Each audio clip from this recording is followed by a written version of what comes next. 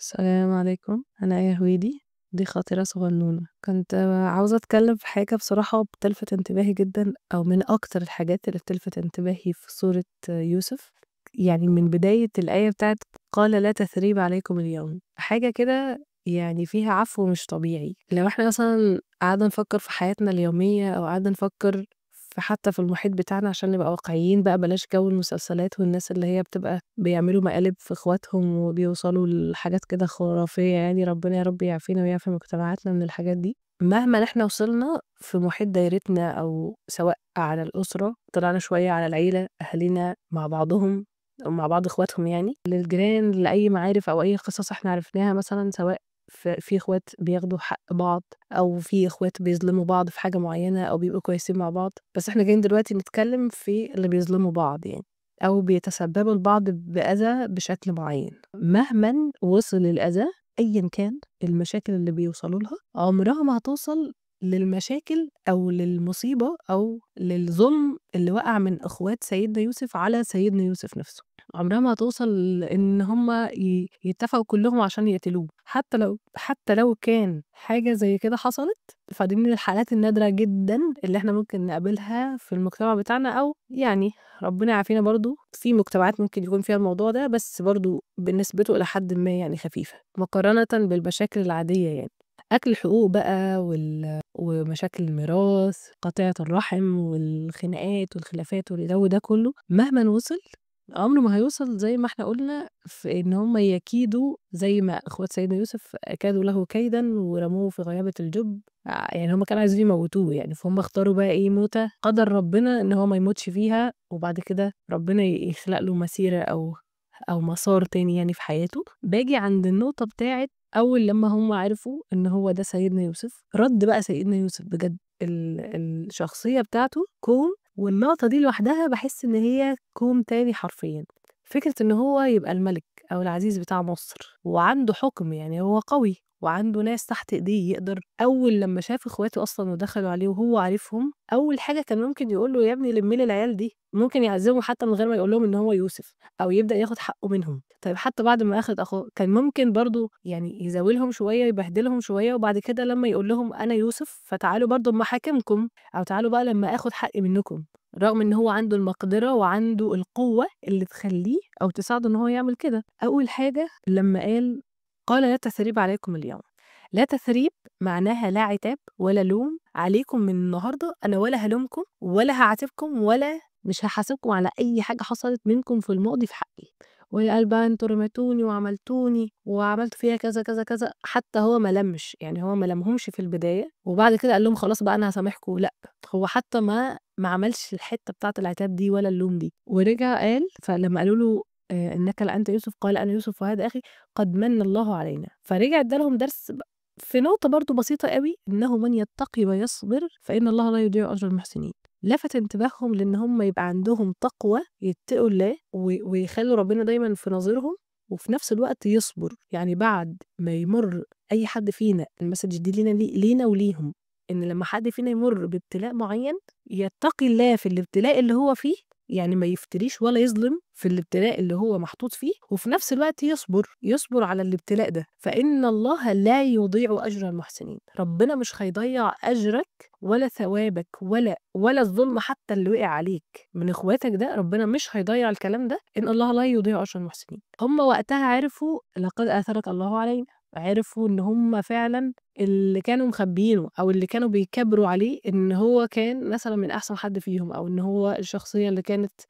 هتعفو أو هتسمح أو الكلام ده كله، هم كانوا عارفين ده كويس. برضه بنقابلها في محيط الدايرة بتاعتنا إن ممكن نلاقي أكتر أخ في الإخوة مثلًا أو في الإخوات عنده دين شوية أو بيراعي ربنا شوية، فدايمًا تحس إن هم جايين عليه، اللي هو إيه، هو مش هيقول حاجة أو هيسيبها على ربنا أو هيحتسب أو أيًا كان. أعرف واحدة قصة واقعية يعني كانت من جيراننا، كان برضه في مشاكل في الورث وكان في تأخير ومش عارف إيه، وهي يمكن كانت من أكتر إخواتها احتياجًا لإن هي تاخد ميراثها، يعني احتياج مادي واحتياج نفسي وكل حاجة يعني. فعلًا باشوف فيها حتّة من يتقي ويصبر، كانت صابرة بطريقة مش طبيعية، كانت فعلًا إنسانة صبورة جدًا، جدًا، جدًا، وفعلًا ربنا مَنّ عليها وربنا يا رب يمن عليها أكتر وأكتر، وربنا فعلًا ما ضيّعش أجرها، ربنا يا رب يجعلها من المحسنين ويجعلها من عباده الصالحين يعني، عشان أنا باحبها جدًا. فكرة بقى إن هو يعفو عنهم عفو تام، وإن هو ما يذكّرهمش بالأخطاء بتاعتهم ولا يلومهم، بالعكس كمان يدعي لهم إن ربنا يغفر لهم. اليوم يغفر الله لكم وهو أرحم الراحمين. يبدأ تاني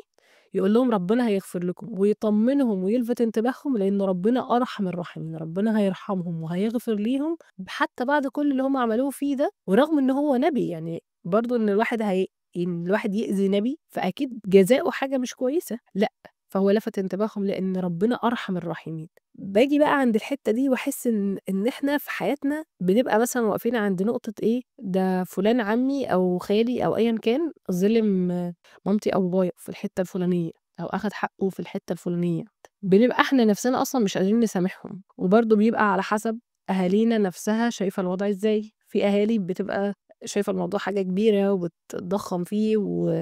وبيقطعوا بقى يعني قاطعة رحم ويدخلوا في مشاكل أكبر كمان يمكن من ذنب أكبر من المشكلة اللي هم فيها، وبالتالي إحنا كولادهم بنوصل معاهم لنفس الدرجة أو بنعرف السلوك اللي هم أخدوه، سواء بقى هو هيتقي ويصبر وإحنا نتعلم من أهلنا إن إحنا نصبر وإن ده ابتلاء، أو إن هو هيقطع بقى الرحم وهيبقى في مشاكل وقواضي وحاجات كده كتير، فبرضه دي حاجة إحنا نتعلمها منهم يعني. فأيًا كان سواء ده أو ده، حتى إحنا على الصعيد الصغنون لسه زي ما إحنا يعني لسه ما رُحناش ولا جينا، لو اتخانقنا مع أخواتنا في حاجات مثلًا كانت مصيرية في حياتنا، حصل بيننا وبينهم تاتشات معيّنة، وقعوا بيننا وبين حاجة أو حصل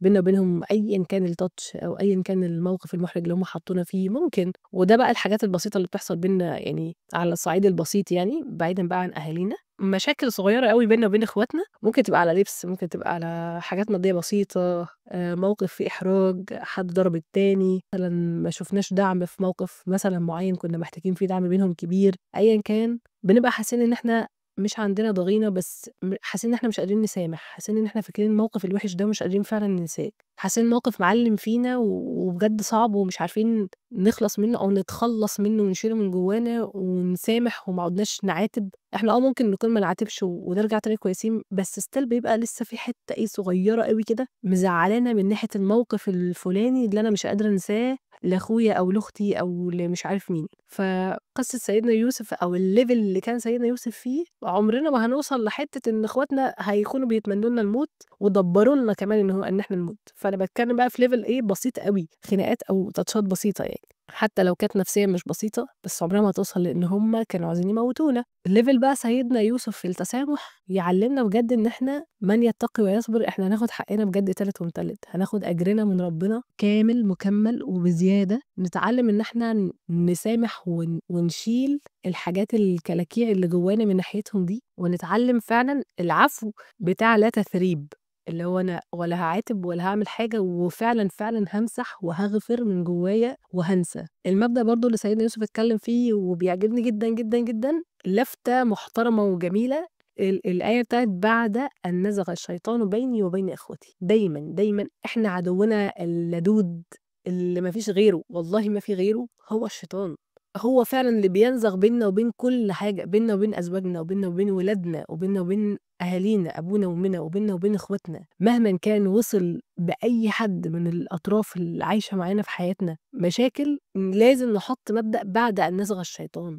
هو فعلًا الشيطان اللي بينزغ بيننا العداوة والبغضاء وكل الكلام ده، ومش آية واحدة عن الشيطان ولا آيتين ولا 3 اتكلموا عن كره الشيطان لينا وعداوتنا الثابتة والواضحة وضوح الشمس بيننا وبين الشيطان، بس إحنا اللي الشيطان برضه بيلعب علينا اللعبة إنه يتوّهنا عن المبدأ ده. دايمًا لو حصل خلافات بيننا وبين أي شخص أيًا كان المكانة بتاعته في حياتنا، دايمًا نفتكر مبدأ بعد أن نزغ الشيطان، هو فعلًا اللي بينزغ بيننا، بينزغ وبينزع بيننا إن إحنا ممكن نسامح، بيحسسنا إن التعامل بعد كده هيبقى مستحيل، هيبقى صعب، رجوعنا مش عارفة يبقى يعني لأ حاجة فعلًا الواحد بيستبعدها تمامًا طول ما هو حاطط في باله المشكلة وطول ما هو مش شايف غيرها. أول ما نبدأ بس نخرج شوية كده يعني zoom out كده شوية ونبدأ نشوف إنه من يتقي ويصبر وإن الله لا يضيع أجر المحسنين ولا تثريب عليكم اليوم، وفكرة العفو التام، وفكرة ومبدأ بعد أن نزغ الشيطان بيني وبين إخوتي دايمًا نصب عينينا كده قدّام عينينا، نعرف إن هو السبب الشيطان، نستعيذ بالله ونبادر إحنا ونبدأ إحنا، ونحاول على قد ما نقدر مهما كان الموقف نفسيًا مؤلم بالنسبة لنا، نحاول على قد ما نقدر نقتدي بسيدنا يوسف في النقطة دي تحديدًا، بجد الدنيا إن شاء الله تبقى أسهل، ونرجع تاني نحس إن لأ الموضوع يستاهل. بجد بنرجع تاني كويسين جدًا مع الناس اللي كنا فاكرين إن مستحيل نرجع تاني نسامحهم أو نتعامل معاهم، ربنا بيخلف علينا فعلًا، يعني مبدأ بجد نثبّته في حياتنا وحقيقي والله جدًا، جدًا، إن حتى لو الشخص فينا كان ناوي خير وناوي يبدأ وناوي يبادر واللي قدّامه نفسيًا مش سالك ونفسيًا مش عايز فعلًا يصلح ومش عايز فعلًا يعفو ولا عاوز يتقبّل حتى لو كان هو اللي غلطان، يعني ممكن يبقى الشخص هو اللي غلطان وأنت المظلوم، وأنت رايح تبادر بإن أنت اللي تبدأ وتبدأ بالسلام وخيركم من يبدأ بالسلام، وتعفو فعلًا وتحط قدّامك مبادئ دينية كويسة أو تعمل كل ده عشان ربنا، فتلاقي اللي قدّامك بينفر ومش عايز. اعرف وقتها إن أنت خدت الثواب كامل مكمّل، وإن الشخص هو اللي مش سالك من ناحيتك فربنا نجّاك منّه. دي برضه نقطة تانية مهمة، إن لو أنت حاولت مع حد أكتر من مرّة وأنت ما كنتش غلطان في حقه ونيتك فعلًا من جواك أنت أدرى بيها وعارفها إن أنت تحسن ليه وتقرّب من ربنا، والشخص هو اللي بينفر ومش عايز، خلاص اعرف إن ربنا نجّاك منّه، ممكن هو فعلًا نفسيًا مش سالك بالنسبة لك، مش سالك ليك أصلًا من ناحيتك، مش ناوي على الصلح، ممكن يبقى fake حتى لو صالح يبقى fake في الصلح بتاعه، أيًا كان الحاجة، فاعرف إن أنت وقتها خلاص أنت عملت فعلًا اللي عليك، وفي نفس الوقت برضه لو جات الأيام وجات المواقف وهو احتاجك أنت برضه هتبادر وهتروح، لإن أنت already خلاص شِلت الكلكوعة اللي كانت من ناحيتك دي، واقتديت بسيدنا يوسف، الدنيا إن شاء الله يعني مشيت أحسن بكتير، فدايمًا خلّينا نخلّي الأثر ده يعني أو الmessage الجميلة دي من قصة سيدنا يوسف دايمًا قدّامنا يعني، وربنا يا رب يصرف عننا العداوة والبغضاء لأي حد، ويقرّب ويألف بيننا وبين قلوبنا وبين قلوب أهالينا جميعًا، ويغفر لنا لو إحنا ظلمنا حد، ويغفر لهم لو هم ظلمونا، ويصرف عننا جميعًا أي ظلم وأي سوء، وبس كده. السلام عليكم.